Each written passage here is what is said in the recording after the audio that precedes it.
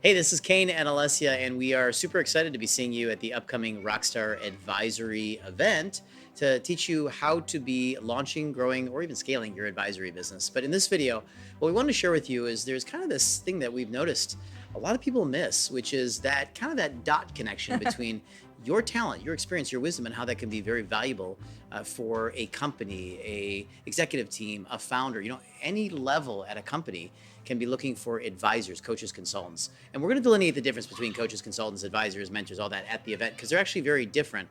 And you need to know how to position yourself as an advisor for a very specific reason. We'll get into that later. In this video, we just want to share with you some really cool stories about people that came to us that had no idea or didn't even have that expanded mindset that they could be an advisor or be of value at an advisory level.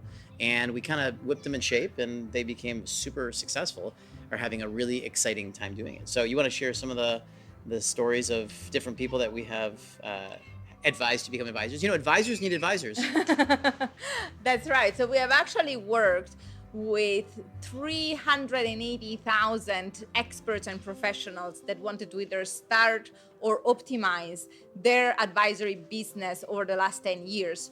And for example, at some point, we worked with this incredible gentleman out of England, and he had a psychology background and an LP background. And when he came to us, he couldn't quite understand how that would be useful for companies specifically. So he was used to coming in and kind of giving a couple of trainings, maybe workshops, but he didn't see himself as an advisor for a company that could actually create enough value for maybe negotiating revenue or revenue share or negotiating equity share. And so we started to work with him, understanding what was an angle, a position that he could use to really leverage on his expertise and knowledge and add massive value to a company. In that case, we discovered that one of the biggest pain points for companies that he could actually help them with was, employees that were sick or that were mentally, how would you say, tired. And so they would, for example, have to take mental health days, right? They wouldn't actually be able to perform. Burnout. Right. Burnout's a huge area that if you have Thank experience you. or wisdom around how to help, employees or companies or teams manage anxiety, manage burnout, Right. manage emotions, managing external teams, all these virtual teams that are now. If you have any ideas around this is what this gentleman did. Right. And so that's what he did. He started to actually offer his expertise to help companies specifically reduce burnout with their employees, which resulted in companies having more efficient teams, having teams that were performing at a much higher level, having actually teams that were much more reliable because people were coming to the office, they were showing up, they were full of energy, they weren't burned out. And so that was a massive impact that he was making in every business. And that's why he was able to negotiate some advisory positions with these companies, something that he had never ever thought before, because he didn't think his expertise in psychology would lend itself to a business advisory position. He was closing 80,000-pound contracts by the time we were done training him that.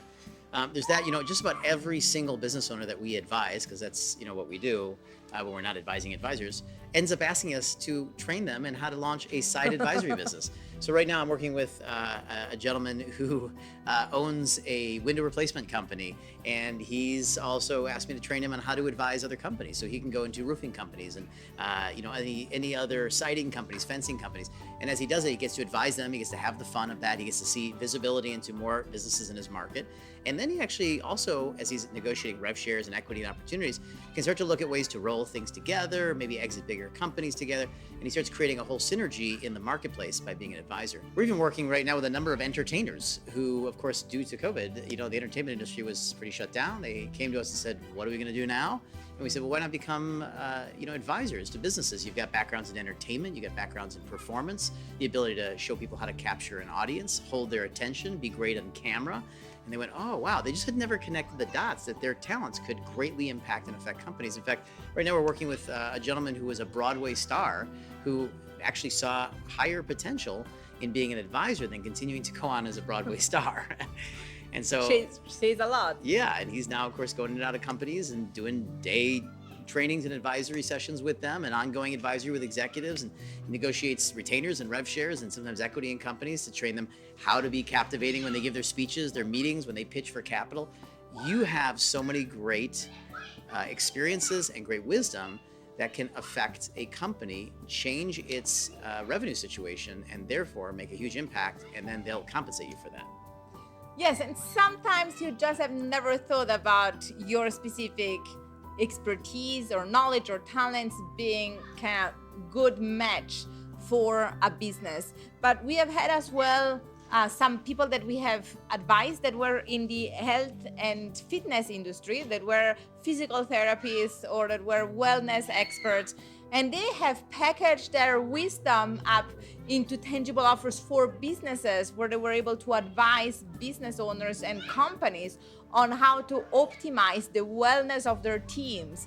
Now, we know that one of the biggest costs for businesses is actually health for their teams, right? When a team member is sick, then there is a cost to it, there is a lack of performance, there is a lot that comes with it. So with them actually going in and optimizing the wellness of the teams, they were able to save huge amount of money to these companies while increasing the productivity and the performances. So the value was incredible, and therefore they were able to negotiate much higher revenue for themselves and creating much better impact, much bigger impact with their clients. We had yoga instructors that start to go in and advise on ergonomics, go in and advise on, the energy, focus. We've had meditation experts become advisors to executives and companies on meditation. We've had lots of personal development or coaches that were lifestyle or mindset coaches